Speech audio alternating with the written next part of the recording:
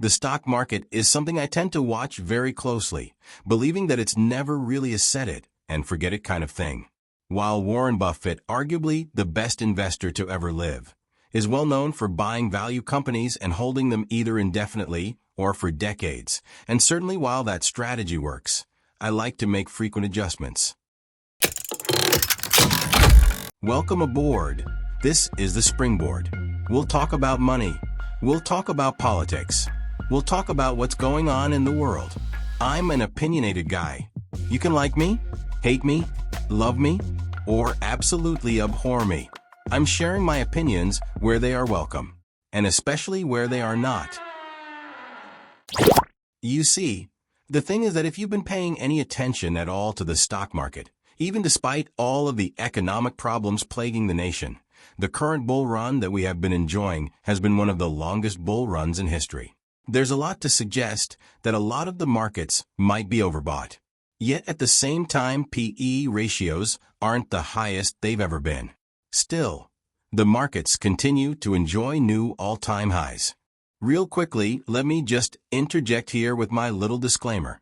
I'm just a guy on YouTube who writes blogs about my opinions on money and all sorts of other issues. I'm not a financial advisor, and I am not an expert. My opinions are offered for entertainment purposes only, so don't take my word for anything. It's important to always do your own due diligence, especially when it comes to financial matters and investment decisions. It wasn't that long ago that I made a decision to keep more cash on the sidelines. And as the markets have added gains, I've taken some profits where I have felt it was prudent to do so, moving a certain portion of the proceeds into cash. And for other portions of profits, I simply traded them into higher-yielding dividend-paying ETFs.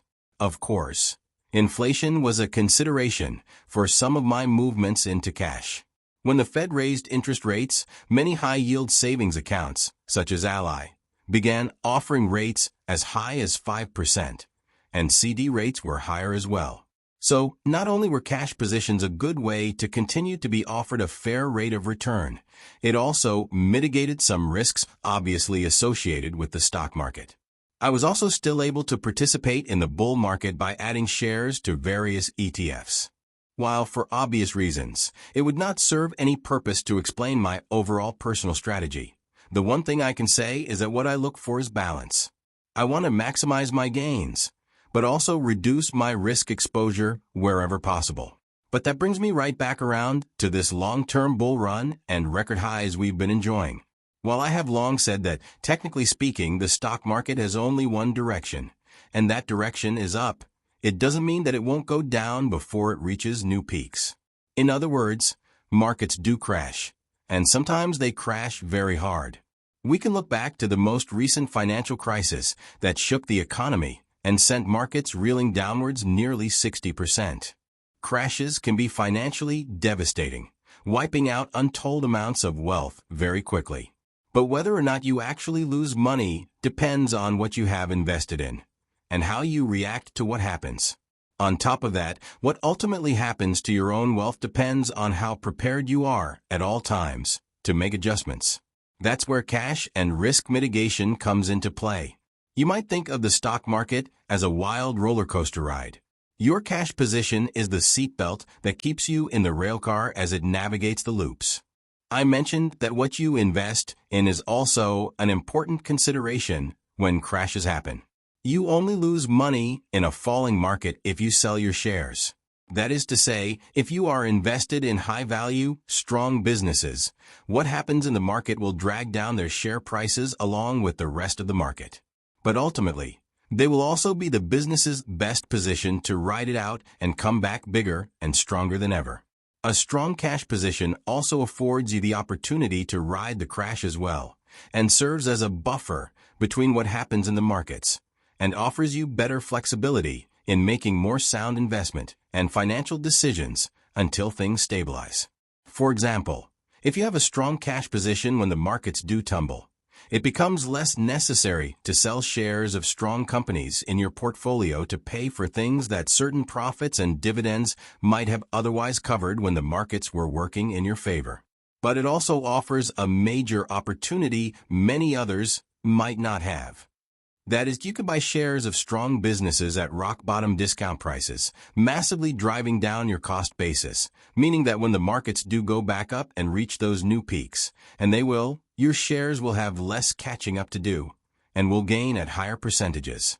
While most can agree there is a higher cost overall to having larger cash positions, especially when markets are performing well, I think there is an argument to be made that those cash positions may actually have higher gain potential when it can be used to take advantage of steep declines in overall market value. Consider, going back to Warren Buffett, his cash position today is $300 billion and growing. Keeping in mind that his Berkshire Hathaway portfolio of businesses is comprised of some of the most valuable companies in the world, not only will those companies probably pull through any crash, with that much cash available to buy into the crash, he is not only well positioned to ride it all out, but come out of it all massively ahead. The biggest consideration is that the markets are unpredictable on a broader scale. We can have feelings about what we think the markets may do, and certainly we can make very good assessments on individual companies we are invested in as to how well we think, based on a variety of considerations, they might perform in the future. But we can't time the markets. How much longer will this bull run last? It's anyone's guess, but certainly it will end at some point. There's always something lurking right around the corner that we often can't see or don't want to, that catches up to us and sort of sets the record straight. In the 90s, it was the dot-com boom that went bust as the realization occurred that in order to have massive valuations, you actually had to have profitable businesses to back up the share prices. And in 2008, the worst financial crisis to affect the United States since the Great Depression, too easy debt, risky mortgages, and deregulation fueled our undoing. To me, being prepared for whatever comes at me is my edge. I see my cash position as it applies to the balance and opportunity it offers me in the stock market as I would view an emergency fund that protects me from catastrophic financial events such as job losses or major repairs. It gives me the time and flexibility necessary to make better decisions rather than be immediately reactive to my circumstances as they happen in real time. With more options and better flexibility, I am better able to take a step back and see the forest for the trees. While the market may not yet be taking a turn, there are some near future adjustments I may decide to make regarding my cash positions as the Fed is now lowering rates. With those lower Fed rates, of course, comes lower yields offered on my cash. Whatever I decide, it again comes down to balance, maximizing gains, and keeping my risks as low as possible. But the risk does not only apply to any risk I might take on in the stock market. It applies to my preparedness as well. Regardless of the decision I make, I want to make sure that I am still able to fully navigate whatever happens next. If the markets fall, I want to be able to continue to hold onto strong businesses I am confident will ride it out, and want the ability to participate in any potential upside after the dust settles. I said in the beginning that investing is never a set it and forget it approach. What that means has nothing to do with buy and hold principles, but rather it's about simply keeping a constant eye on your money so that you don't miss important things along the way to whatever happens tomorrow. Sometimes the popper in the turkey goes off long before the timer chimes. So looking inside the oven from time to time is critical to making sure everything comes out the way you want it to. Thanks for watching. I hope that you found my commentary useful or informative. If you did, be sure to like, subscribe, and share it. I always enjoy your feedback as well, whether it's about the content itself or what you thought of the video overall. This is The Springboard. I'm Jim Bauer, and I'll catch you on the next one.